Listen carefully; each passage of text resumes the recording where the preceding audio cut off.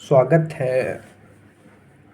नमस्कार। आज हम प्लेटो के गुफा का सिद्धांत केप थ्योरी के ऊपर विस्तृत चर्चा करेंगे कि क्यों आखिर प्लेटो को केप थ्योरी बनानी पड़ी।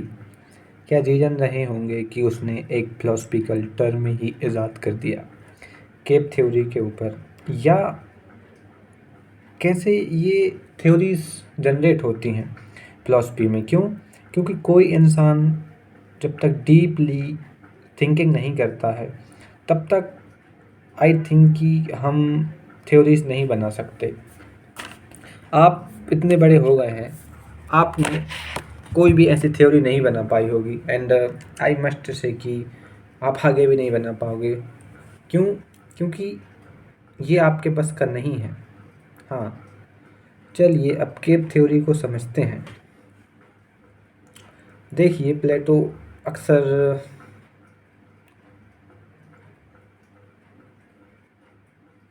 ज़्यादातर वो भ्रमण करता था और जो कंट्रीज़ थीं उसके आसपास की, उनमें जाता था, उनकी शासन व्यवस्था को समझता था और सीखता था।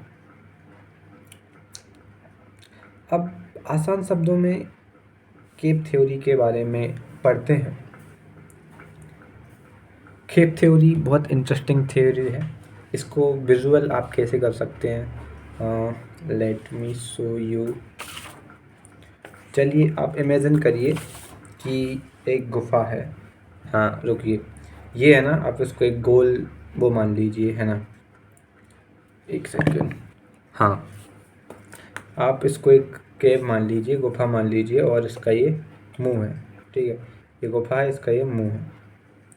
एंड इसके अंदर कहाँ पे? यहाँ पे इस तरफ कुछ लोग बैठे हैं और उनको ये जो दीवार है ना, ये इस तरफ वाली, इसी को वो देखते रहते हैं। और शर्त ये है कि जो लोग इस केव में हैं अंदर, वो कभी बाहर नहीं निकले हैं केव से। और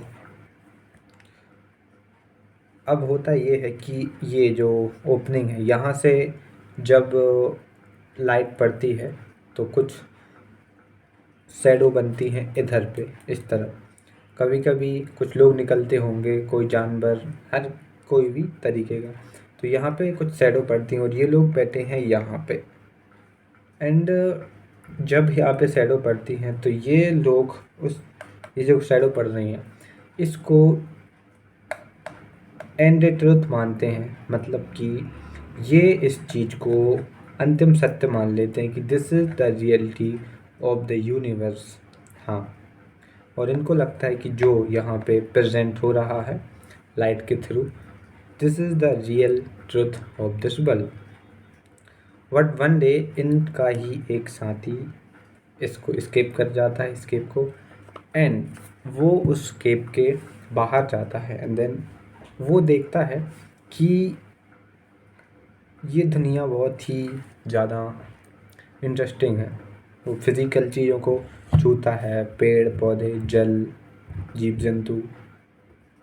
एंड देन वो उस केव में फिर से जाता है और जो लोग वहाँ पर पहले से रह रहे थे उनको बताता है कि यू आर लिविंग इन ए, क्या बोलते हैं उसे, डिल्यूज़न। हाँ, आप एक डिल्यूज़न में रह रहे थे। डिल्यूज़न का मुझे हिंदी नहीं आ रहा है याद क्या होता है, बट ऐसा बोल सकते हैं कि आप एक धोखे में रह रहे थे, बिकॉज जो आप देख रहे हो this is not real. And जो लोग हैं वो समझते हैं कि ये क्या बक रहा है। क्यों? क्योंकि जो लोग वहाँ पे हैं वो कभी बाहर नहीं निकले केव से, तो उन्हें केवल जो शैडो थी वही दिखाई दे रही थी। एंड जो पर्सन केव के बाहर गया था उसने देखा कि दुनिया बहुत अजीब तो नहीं कहेंगे, मतलब दुनिया बहुत अच्छी है बाहर से, है ना। जो हम जी रहे थे वो तो एक बस शैडो को दुनिया मान ली थी। लोगों को देखता है, वो अच्छी अच्छी चीज़ें देखता है, बड़ी बड़ी बिल्डिंग देखता है, तो फिर उसका माइंड खुलता है कि ये है रियलिटी, हम तो एक इल्यूज़न में जी रहे थे, गुफा में जी रहे थे। तो यहाँ पे वो बताता है कि most of the person are live like this. कैसे? वो एक अपने ब्रेन में एक गुफा टाइप की बना लेते हैं, उधर पे ही वो रहते हैं, और उनका जो नॉलेज है वो दीवार की जैसा होता है, दीवार पे जो पड़ता है। तो वो लोग सोचते हैं कि जो हमको पता है, जो मुझे आता है, वही दुनिया में सबसे ज़्यादा नॉलेज है। और लोगों को लगता है कि जो मेरा नॉलेज है वो एक्सट्रीम पर है, मुझसे ज़्यादा कोई नहीं जानता, मैं ही सबसे ज़्यादा होशियार हूँ, बुद्धिमान हूँ। और फिर इन सब में ही लोग एक पिछड़ापन आ जाता है। क्यों? क्योंकि जब आपको ये रियलाइज़ होता है कि मैं सब कुछ जानता हूँ, तो फिर आप कुछ भी नहीं जानते। सुकरात का एक फेमस कोट है कि मैं केवल इतना जानता हूँ कि मैं कुछ नहीं जानता। यस, एंड आप सब कुछ जान भी नहीं पाओगे, एंड सब कुछ जानना ही क्यों है? Just live in the moment.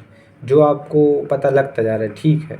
And if someone says कि हाँ मुझे सब कुछ आता है।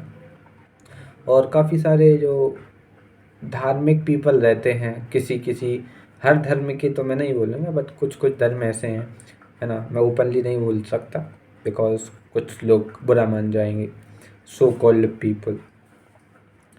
तो वो ऐसा बोलते हैं कि हमारे रिलीजियस टेक्स्ट में सब कुछ लिखा है पहले से, सब कुछ ऐड ऐड है।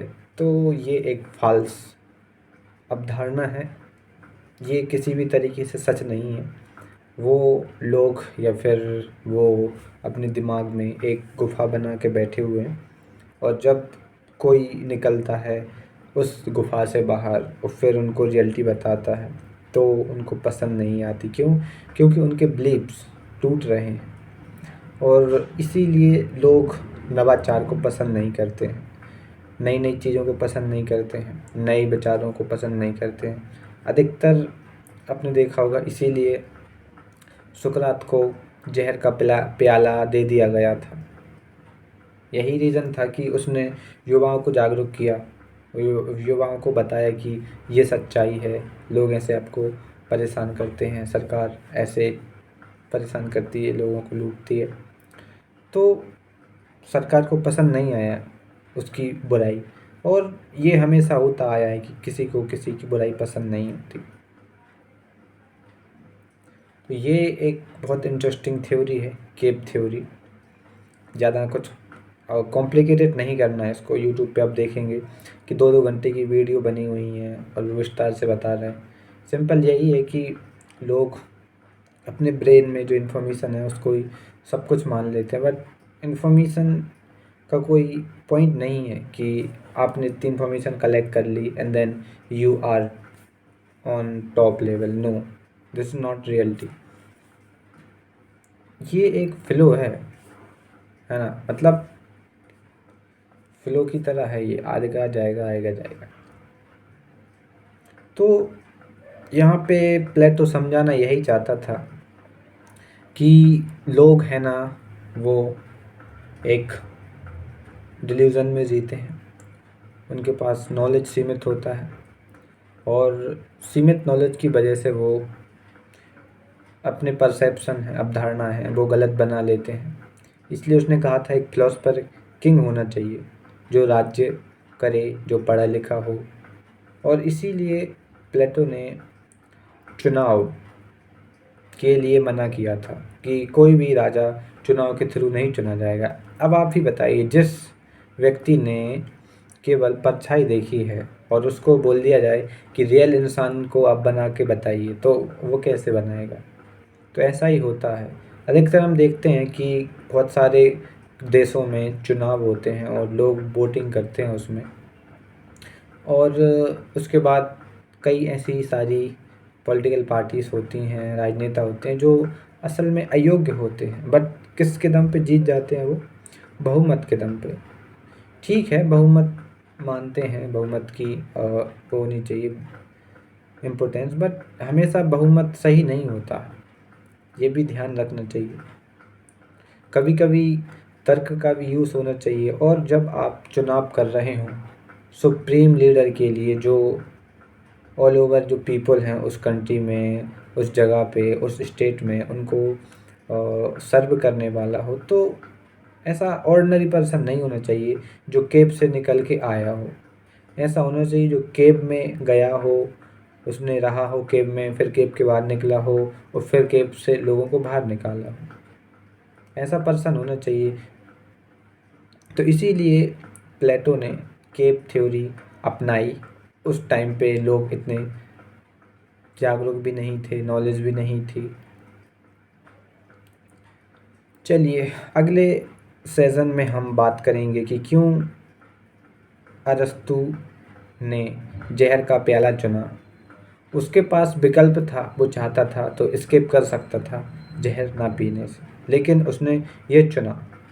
इसको हम फिलोसफिकल दृष्टिकोण से, नैतिक दृष्टिकोण से और लोकल पर्सपेक्टिव से भी सोच के बात करेंगे। चलिए, थैंक यू।